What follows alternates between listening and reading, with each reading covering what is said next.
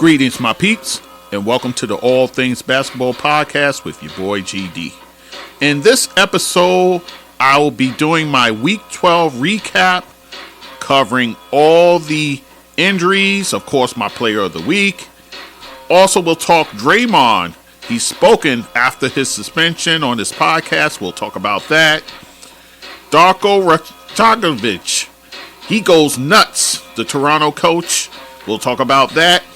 Contract extensions for Kawhi and Erik Spoelstra.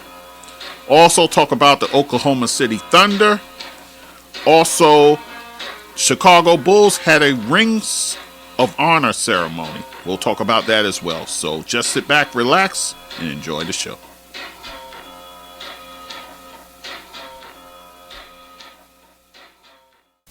Okay, guys, it's your boy GD back with the All Things Basketball with GD podcast. And I'll be covering Week 12 recap. A lot went on last week, actually, so it's a lot of news to cover. So let us not delay and let us get right into it then.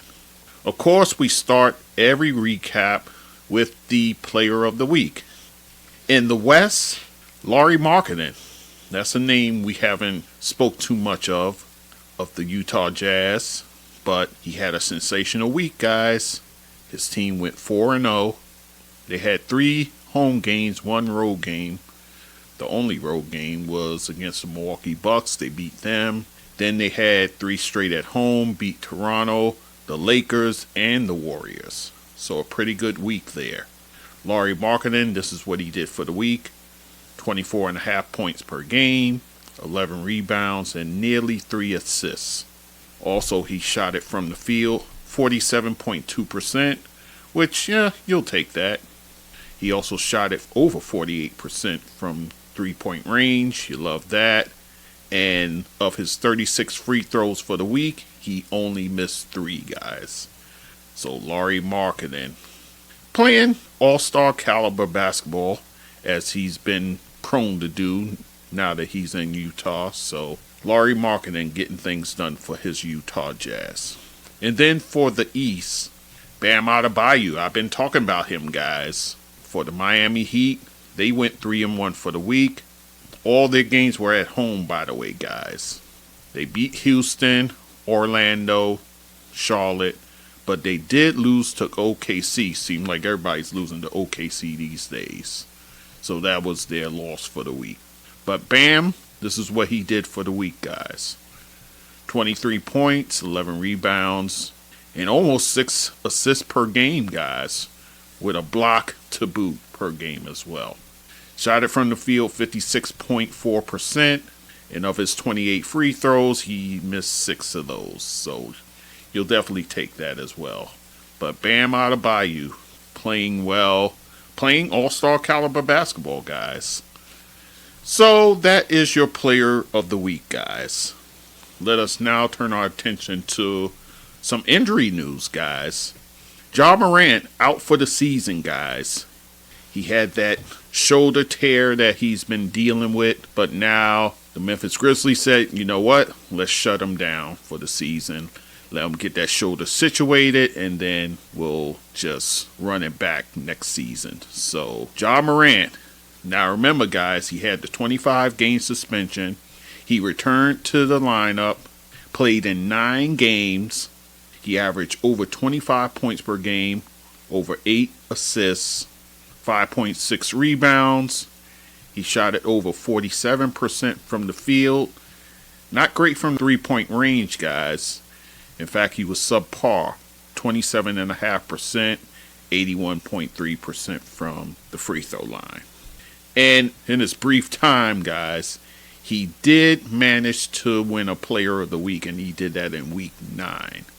It was in the January 5th game at the Lakers where he suffered that shoulder injury, guys, in that 127-113 win over the Lakers. So Ja Morant out for the season, and he had the surgery. It was successful, so we look forward to seeing Ja at the beginning of next season, guys. But you know something? This probably takes him out of the running for playing on the Olympic team. I would think it would. if I had to guess. But you know something? He needs to just recoup, recharge, and get his mind right for the following season. So this can be valuable time for Ja to kind of put things in perspective, especially with this season kind of going off the rails. So we wish you a speedy recovery and that all goes well with your shoulder and that we get to see you next season balling and doing what you do best. So all the best to you, Ja, as you recover. Moving on to more Memphis Grizzlies news. It seemed like it's been a nightmare season for the Grizzlies, guys. Desmond Bane, who has been playing so well, in fact, he was playing all-star caliber basketball, he's going to be out 6 weeks. He has a grade 3 ankle sprain, guys, that he suffered on January 12th in a loss to the Los Angeles Clippers, 128-119. And that happened in the third quarter, guys, when he was going to the basket. That's when he suffered this ankle sprain. So Desmond Bane, that's a huge blow to that team, guys. As well as he was playing, that's a huge, huge blow. It looks like we probably won't see him until after the All-Star break at the very least. I would think probably after the All-Star break, you'll see Desmond Bane again. But then again, what will this team look like coming out of that All-Star break? We'll see what's what with the Grizzlies. And more bad news for the Grizzlies. Marcus Smart out 4 to 6 weeks. He dislocated his finger January 9th in a win versus the Dallas Mavericks. And that was at Dallas, by the way. 120-103. And that happened in the third quarter with about 7:38 left in that quarter. So Marcus Smart, add him to the list, guys, of guys among the walking wounded for the Memphis Grizzlies, guys. Again, this is a season not for the ages for the Memphis Grizzlies. So that's the injury news for that team. Tyrese Haliburton, who just had the Player of the Week honors a couple of weeks ago, he's out 2 weeks, guys. He has a grade 1 hamstring that he suffered in a January 8th win versus the Boston Celtics in a tight one, 133-131. And he suffered that in the second quarter, guys. So the guys had to pick it up and continue on for the win for the Indiana Pacers. But a huge blow to the Pacers, guys. They were playing so well. And to have your main cog, the engine that makes that machine go, sidelined for 2 weeks. So we'll see what happens. They do have a guy like T.J. McConnell who can run the point guard position. We'll see what happens with the Pacers as they manage life without Tyrese, at least for a couple of weeks. Moving on to other injury news. Jakob Poeltl for the Toronto Raptors. He's out indefinitely, guys. Ankle sprain. There hasn't been a definitive timeline. That's a big blow to that team because now you're still trying to work in new pieces like R.J. Barrett and Emmanuel Quickley, and now you're missing your starting center. That's going to hurt you a bit. But, you know, Toronto, they got guys in reserve who can play the 5, so they should be okay, but this is a guy who can pull you a double-double at any moment. So definitely a big loss for them. And then the last bit of injury news I'll talk about that's of significance. Chris Paul. Remember I told you that he injured his hand? Well, they declared that he'll be out 4 to 6 weeks. So Chris Paul on the shelf probably until maybe before the All-Star game or a little bit after. It all depends on the healing process for him. And that happened again in the 113-107 win over the Detroit Pistons. And it happened in the third quarter, about 6:08 to go in that quarter. Major blow. He was starting to get the feel of his teammates and so forth. For this to happen, not good, guys. So that is your injury news in that regard, guys. Now, speaking of the Golden State Warriors, let's talk about Draymond Green, your buddy and mine. Draymond Green, I said in the last episode. He has been reinstated. It turns out to be a 12-game suspension. Also, he has to get ramped up in terms of games and so forth. But that didn't stop Draymond from going on his self-named podcast and talking about his suspension. So he talked about that. He talked about his time away. He talked about Stephen A. Smith's comments about Steph's leadership and how he called it into question. And he had his say in that regard, so much so that Stephen A. had to reply and again try and clean it up that he wasn't questioning his leadership. He was just saying if LeBron was held to that kind of standard, so should Steph be, and so on and so forth. And, you know, Stephen A. has to go into a CMA mode, so you know how that goes. But Draymond did issue an apology to Steph Curry for even putting him in that situation, which I thought was pretty admirable of him to do so. To have the self-awareness that my antics now has put Steph in the minds of some in terms of his role in the leadership over there. So he did have the mind to apologize to him. He also said, this is the one that got me, guys, that he contemplated retiring, that he was going to walk away from the game, quote, supposedly, but Adam Silver had to talk him out of doing so, which social media is something else, guys. When, of course, that clip went viral and a lot of people had their say. I heard Elle Duncan talk about it. She said, for you to just walk away because you can't control yourself. Basically, I'm paraphrasing. And a lot of people had come to that realization that the reason you're walking away because you can't control your behavior and so forth. You gotta lay hands on people and whatnot. Here's what I'll say. I don't believe for 1 second.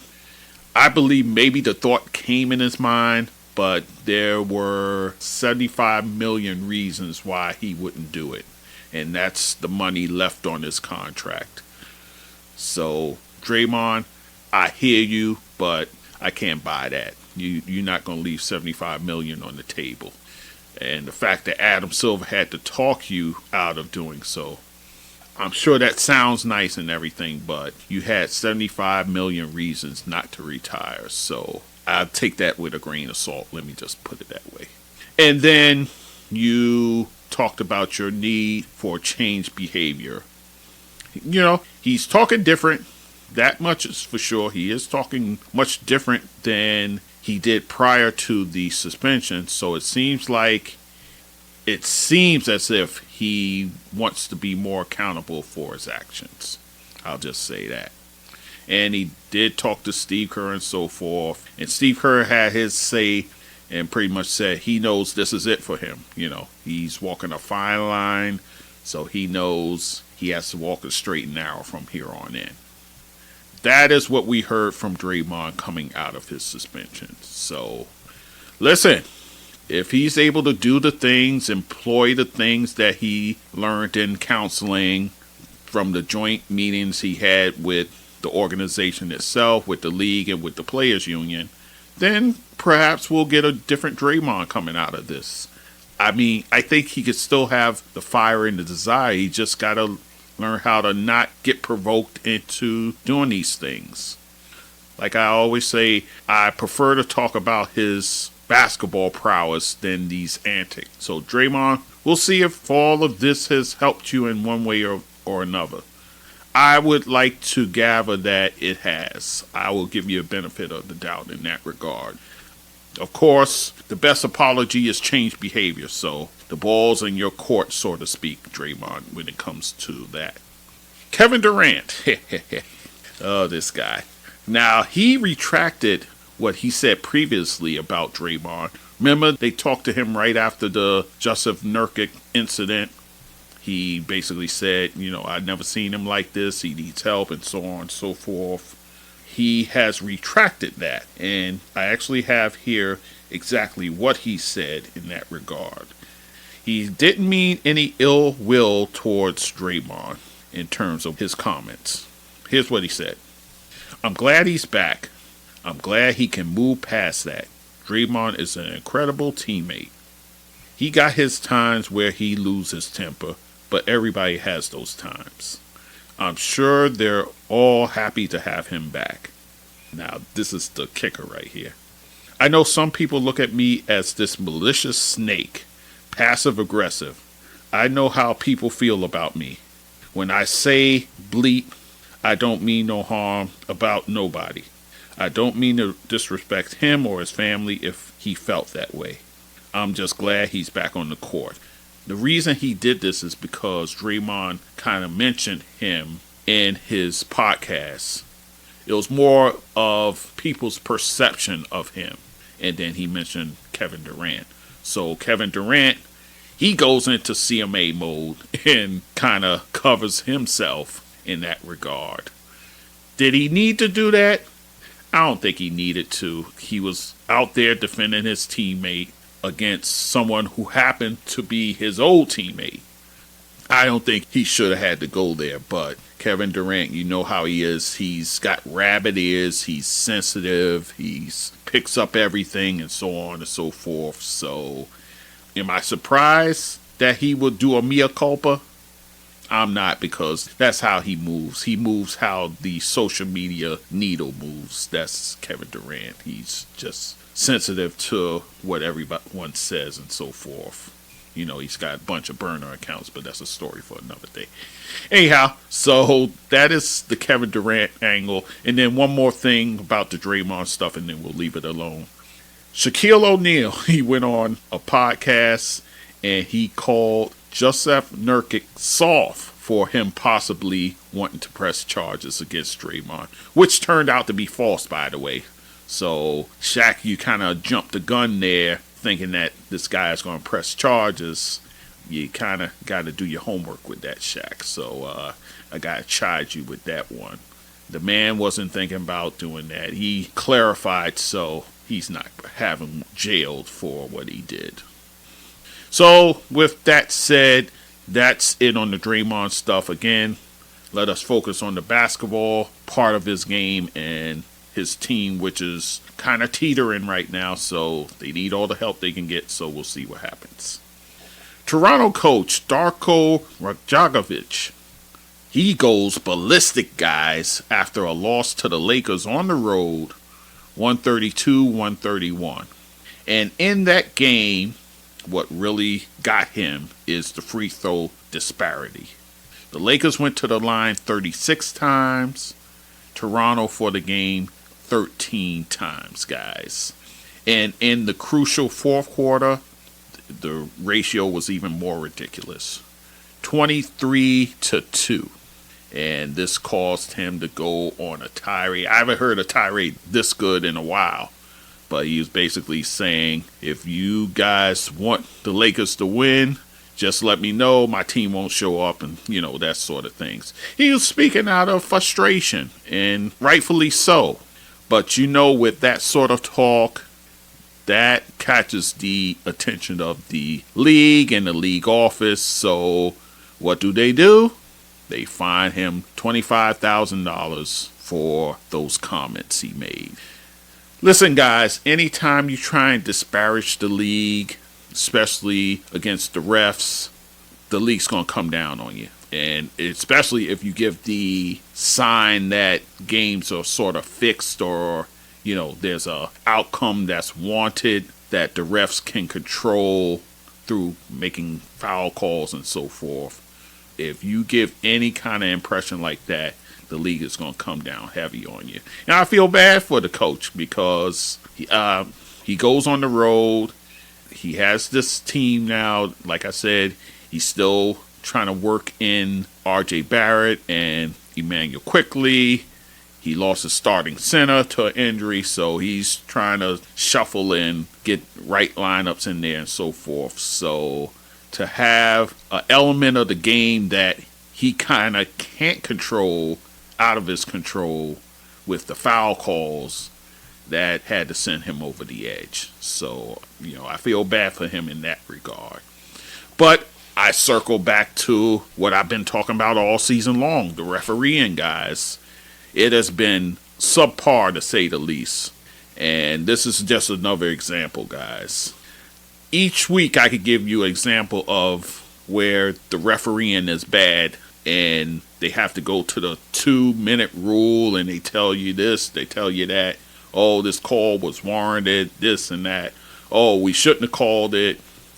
But the refereeing has been bad, guys. It's been bad.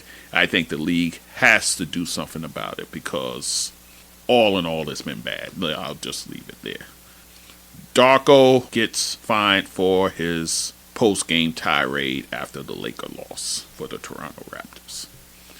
All right, so that is done. Let us move on to some people with a contract extension making big money now. Kawhi Leonard of the Los Angeles Clippers.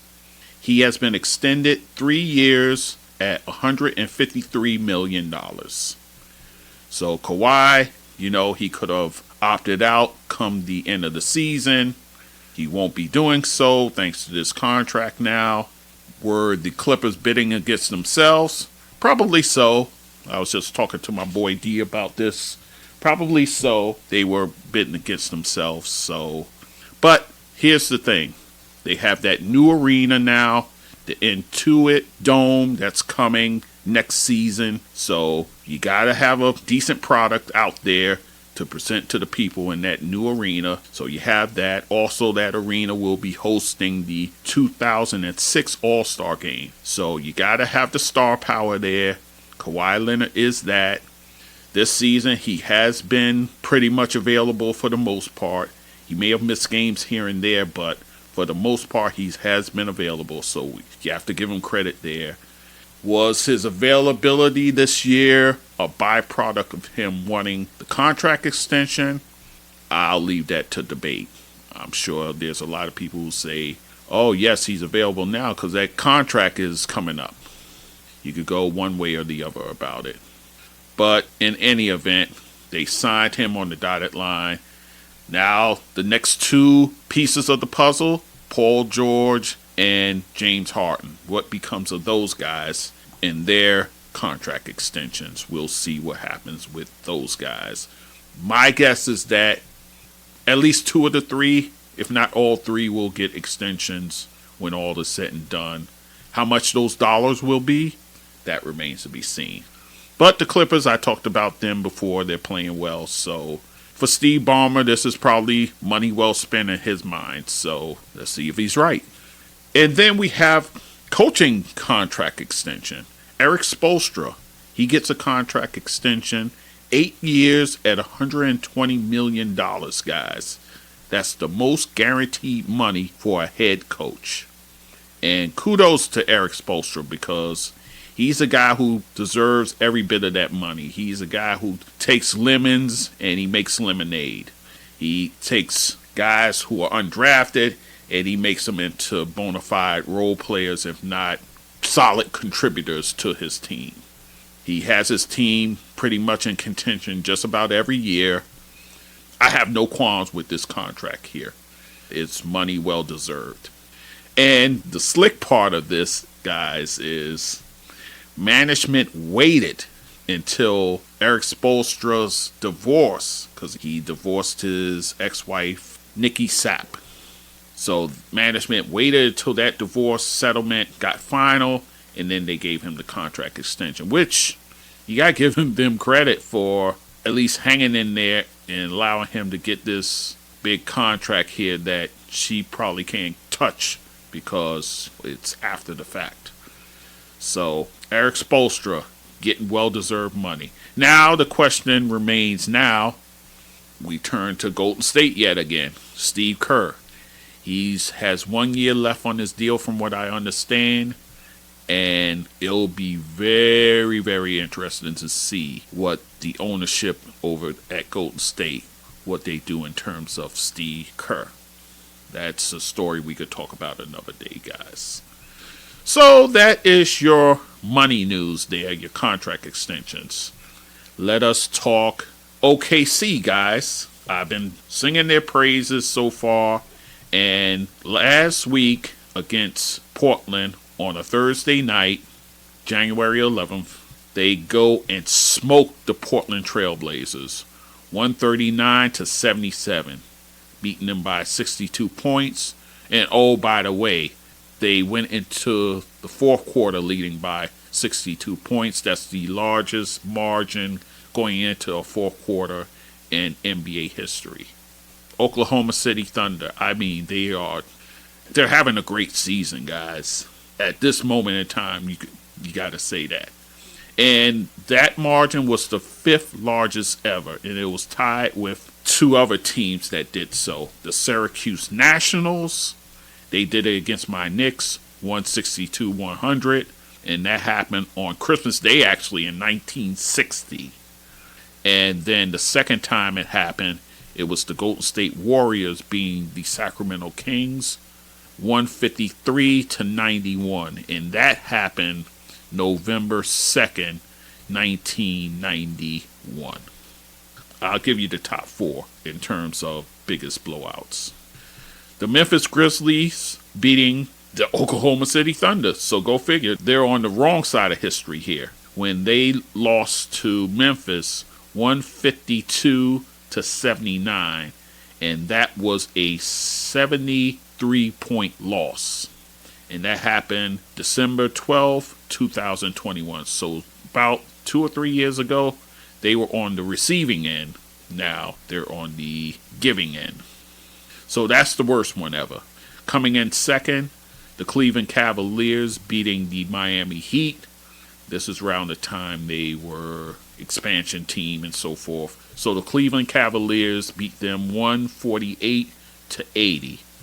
And that was a 68-point loss. That happened December 17th, 1991. And then you have the Indiana Pacers, their third, beating the Portland Trailblazers 124-59. And that was in February 27th, 1998. So this loss that Portland had is the second largest, with this Indiana one being before it. And then in fourth place, the LA Lakers beating the Golden State Warriors 162-99, beating them by 63 points, and that happened March 19th, 1972. So that is that bit of news. Let us move on. The Reinsdorfs, both Jerry and his son Michael, held a Ring of Honor ceremony for the Chicago Bulls. And they did it during a January 12th game, a loss actually to the Golden State Warriors, 140-131. And they did that with Steve Kerr in attendance so that he can take part in the festivities there. So they had this Ring of Honor ceremony, right? They honored players like Artis Gilmore, Johnny Red Kerr, who was a player and then became an announcer for them. Their first owner, the one responsible for bringing the Chicago franchise to that city, and that's Dick Klein. Also Bob Love, known as Butterbean. Jerry Sloan, the defensive-minded guard for the early 70s Chicago Bulls, him along with Norman Van Leer. Chet Walker, another Chicago Bulls stalwart from back in those days. Tex Winter, the assistant to Phil, who was the mastermind behind the triangle offense. Phil Jackson himself, of course. Tony Kukoc, the international player who came over and was a part of that second dynasty there for the Bulls. Dennis Rodman, also part of that second dynasty there. Oh, by the way, he was a no-show for the event. Scottie Pippen, also a no-show for the event. And Michael Jordan, who was there via video. He had a video he made thanking everyone and so on and so forth. So he was there in spirit, pretty much. But I want to talk about Jerry Krause, guys. The GM of those championship teams, all the 6 championships. Jerry Krause, the man behind making the moves. He was honored posthumously, but he was booed by the Chicago fans during the ceremony. And mind you, his wife Thelma was there in his place to receive the honor. But the Chicago Bulls fans rained down boos, and you could see she was visibly shook by what she was receiving. You could hear the smattering of cheers. It was like, wait a second, what kind of booing? And this lady who has nothing to do with all this is there in his place. So you could hear it kind of turn back to cheering. But the boos was just so loud and vociferous that it really got to her. So much so that several people had comments to make about it, and I will tell you about them. Let us start with Steve Kerr, who was there for the event, taking part of it, because they also gave honor to the 1995-96 Chicago Bulls team, the great team that went 72-10. Here's Steve Kerr. It's shameful. It's absolutely shameful. I'm devastated for Thelma and for the Krause family. What could we possibly be thinking? That's his statement there. DeMar DeRozan, who plays for the Chicago Bulls. It just sucks their family had to endure something like that. You can never take away what he created. Without Jerry, there wouldn't be the historic Chicago Bulls history. You got to give him credit for as long as basketball is around. Joakim Noah, former Chicago Bull.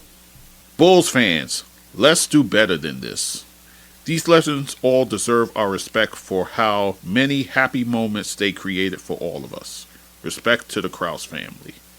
Dick Vitale, who was obviously watching as well.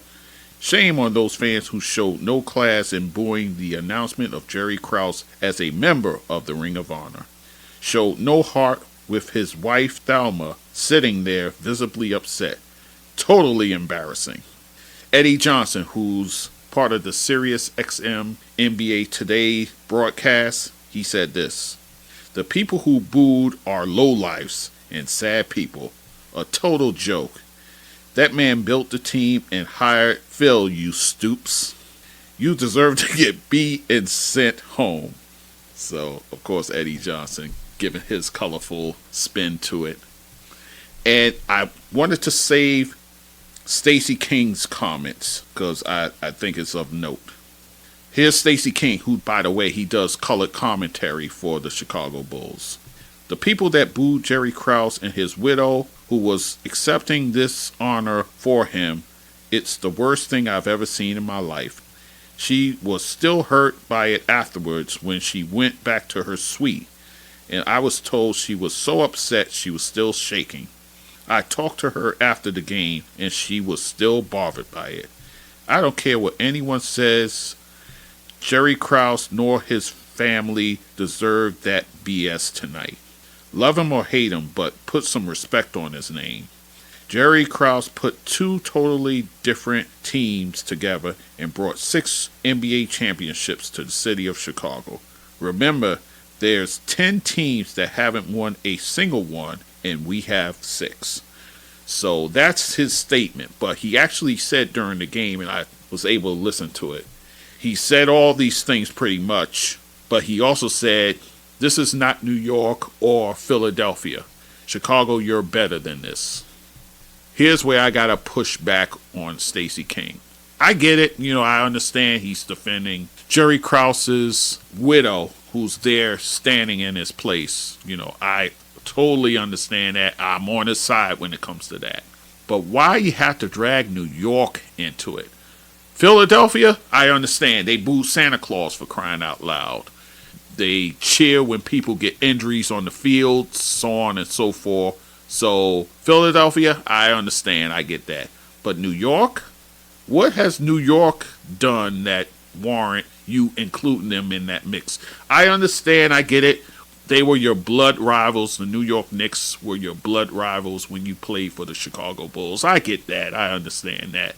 But never in that time you saw the Knicks fans cheering a Chicago Bull if he got injured at Madison Square Garden. You never heard that.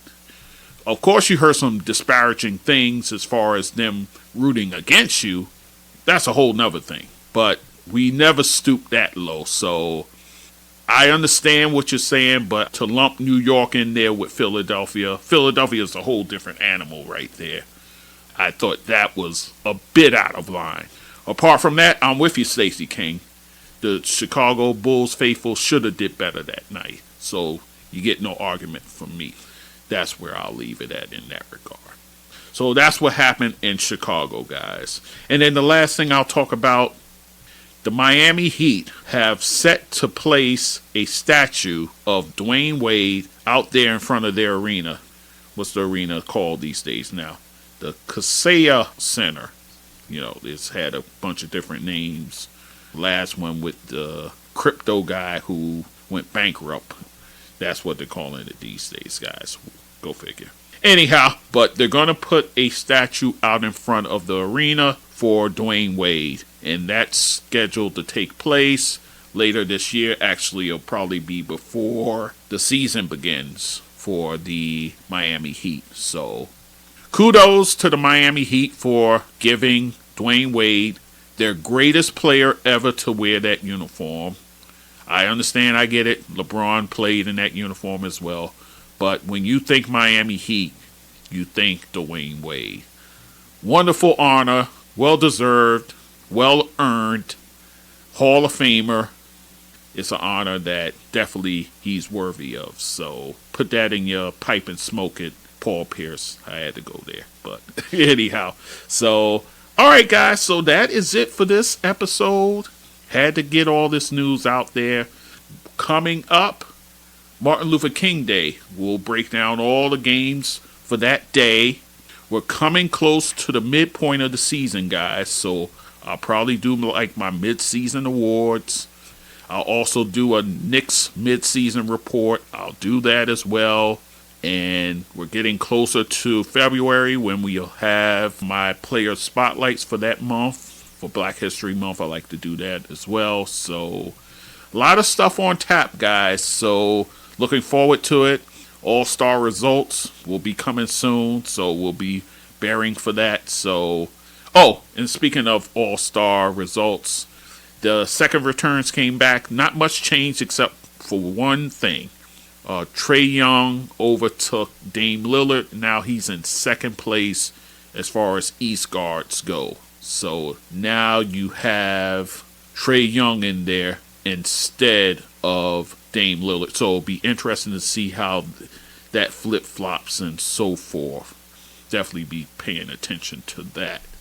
Because right now you have Tyrese Haliburton. So it'll be a 3-horse race. Tyrese Haliburton, Damian Lillard, and Trae Young. So we'll see how it shakes out when all the dust settles. Hopefully, Haliburton being sidelined doesn't penalize him too much in that regard.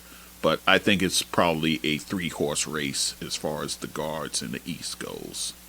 In terms of the voting, that is. So we'll see what happens. All right, guys. So that is it for me. As always, I thank you for listening. Much appreciated. All your support, your listenership. Much appreciated. And we'll talk soon. Take care. Hello, my peeps. Thank you for listening and supporting the All Things Basketball with GD podcast. You can find us on our website, allthingsbasketballwithgd.com. You can also email us at thatsportsdudegd@gmail.com. Also listen and watch us on YouTube, All Things Basketball GD. Hit the like button when you see our videos. Also write a blurb about our show. You can listen to us on all podcast platforms, including Spotify and Apple. Leave a review for us at Apple. On the website, you can support us by hitting the Buy Me a Coffee button, support on Anchor button, or donate on PayPal. You can also support us by our Cash App, GD That Sports Dude. Once again, I thank you for listening and supporting the show, and do take care.